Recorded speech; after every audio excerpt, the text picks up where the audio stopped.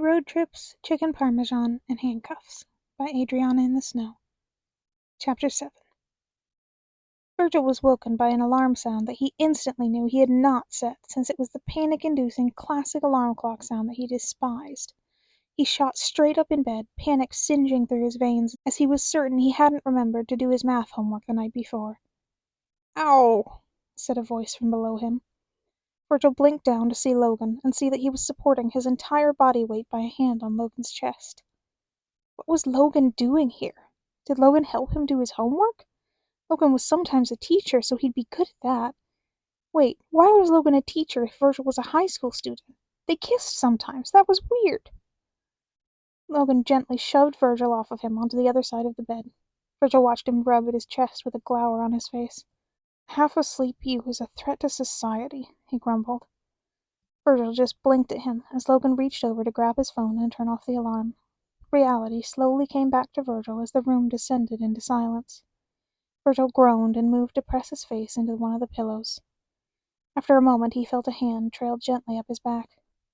"Are you going back to sleep?" Logan asked. "No," Virgil said into the pillow. "Are you quite certain?" Logan asked, his tone warmly amused. "You may if you like." "You're getting up," Virgil pointed out. "Yes, but I have things to do this morning. You, however, have the option to sleep in."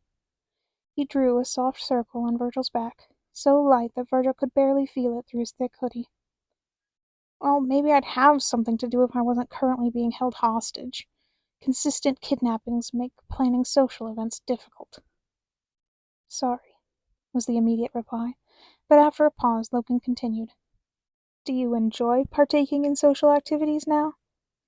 His tone was skeptical enough that if Virgil wasn't extremely self-aware he'd have been insulted. "No," Virgil said, "but it's the principle." "I see," Logan said. Virgil expected him to get out of bed, then to start his day. It wasn't the first time Virgil and Logan had shared a bed, after all, and Virgil knew his morning routine. Once the alarm went off, Logan wasn't one to stay lazing around in bed. He was always up and ready to start the day the second he opened his eyes. There had never been any early morning cuddles while they both tried to convince each other to get out of bed and stay in bed at the same time. Virgil was lucky if he didn't get ice water poured over him half the time because Logan wanted to make the bed on schedule. Yet today he didn't get up immediately. He just kept rubbing gentle circles on Virgil's back, and Virgil continued to lay there, unwilling to be the one to interrupt this brief moment of peace between them. "I've started writing again," Virgil blurted without quite meaning to. "Have you?" Logan asked, voice interested. A few short stories," Virgil replied, already feeling bashful about it. He never spoke about his writing with anyone. Even with Logan, he'd only barely mentioned it as a hobby, and it had been during a time in his life where he'd rarely had time to partake in it. "That's nice, Virgil," Logan said, sounding genuine. "I want to write a novel," Virgil said. "Do you?" "Yeah," Virgil confirmed. "If I ever find the time." "I'm sure it would be good." "You've never seen any of my writing," Virgil pointed out. "No," Logan agreed, "but I've heard you speak. You're a good storyteller. What would it be about?" "I don't know," Virgil said. Logan's hand paused on his back. "You don't?" he asked skeptically, because he knew Virgil enough to know he'd lie about that. Virgil sighed. "It would be about flowers," he said. "Flowers?" Logan prompted. "It'd be about a little orphan boy whose job it is to pick flowers for people around the village. He picks flowers for the apothecary and the soap maker and even the baker sometimes when he wants to make lavender scones. One day he picks a magical flower that belonged to a mythical creature. Not quite a fae, but something like that. I haven't decided exactly. Then he gets swept away to a new world where he has to battle monsters." "An interesting concept," Logan said. "Yeah," Virgil said, feeling awkward once again. It wasn't really, he knew. At least not the way Virgil had just explained it. This whole situation was awkward. "We should, probably get up soon," Virgil said. "We should," Logan confirmed. And yet, they didn't. They continued to lay there in that strange peace for a few more minutes before Logan's alarm went off once more, to Virgil's surprise. Virgil didn't even know he set a backup alarm. Only then did Logan finally pop up out of bed like he normally did. "I'll make breakfast," Logan said, looking back at him briefly. Virgil nodded, heart in his throat. He said, "is there a change of clothes for me somewhere?" "There should be something near enough to your size in the closet of the bedroom you were in originally."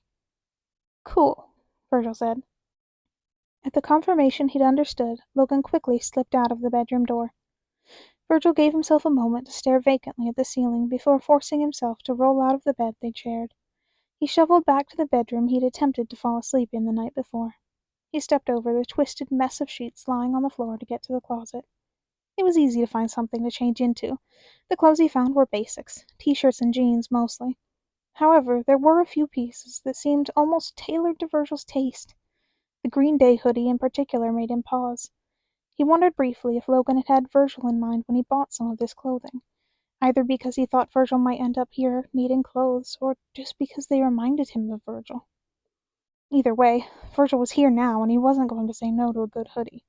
He snagged it, as well as some tastefully ripped jeans. There was even some underwear, still in its packaging, thankfully, for him to grab. He dressed swiftly before heading back into the hall and toward the kitchen. Remus was still restrained to the couch as he had been the night before. His head still lay on the pillow he'd been given, but he was awake. He raised an eyebrow at Virgil when he entered the room. "What?"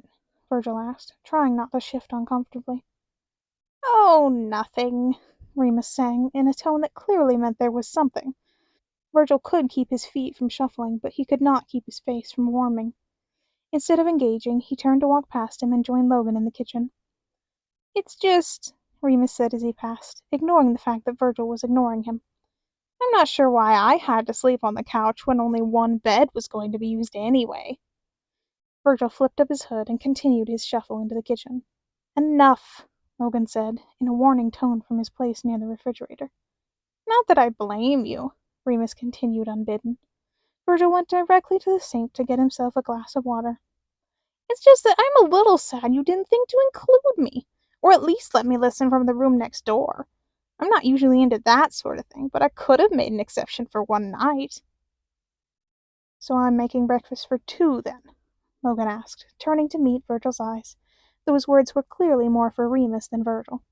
Virgil nodded, taking a swig of water. "This entire vacation has been a true injustice," Remus complained. "You might as well starve me too." "Okay," Logan said. He grabbed the last of what he was getting from the fridge and shut the door. "Is bacon okay for omelets?" "I want sausage," Remus contributed from the couch. "Then it's a good thing I'm starving you," Logan shot back. "Bacon is fine," Virgil said. Virgil snooped through the cupboards as Logan cooked the omelets. 3, despite what he'd said to Remus, though he really did not make any sausage ones. He found fancy coffee and a French press instead of a standard coffee maker. Virgil rolled his eyes, but was happy that Logan had that at least, and not one of those old-style coffee siphons he liked to mess around with. Virgil had never managed to figure out how to use the things. Why would he want to do a fucking chemistry experiment before his caffeine, Logan?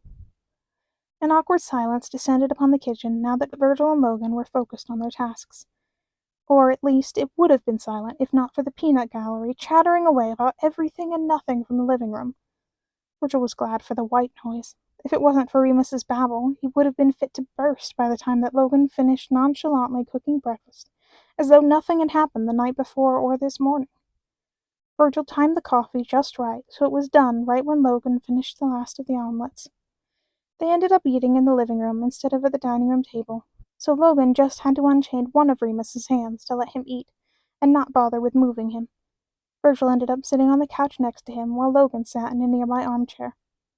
"I do have to go to a meeting," Logan said apologetically when they were almost done with breakfast. Virgil immediately pursed his lips. "I'm sorry," Logan said. "I will only be gone for 4 hours, and then I will take you home as soon as I am finished. You should be home this evening." Virgil knew that meant he planned to be back in a good bit less than 3 hours, but knew Virgil would freak out if he was even slightly late, and so was hedging his bets. "Whatever," Virgil said, looking away. Logan cleared the plates and then handcuffed Virgil to the armchair he'd eaten breakfast in. He gave Virgil the television remote and a watch. 4 hours, he promised. He was gone quickly after that, though Virgil was sure it had little to do with his normal efficiency. and more to do with the uncomfortable tension in the room Virgil himself wished he could escape. Too bad he was handcuffed to a chair. "Hey, Virgil," Remus said, a bit more than 10 minutes after Logan was gone. "Want to throw me that remote?" Virgil sighed, knowing exactly what that look in his eyes meant. How he planned to get out of handcuffs with a television remote, Virgil did not know. He tossed him the remote anyway.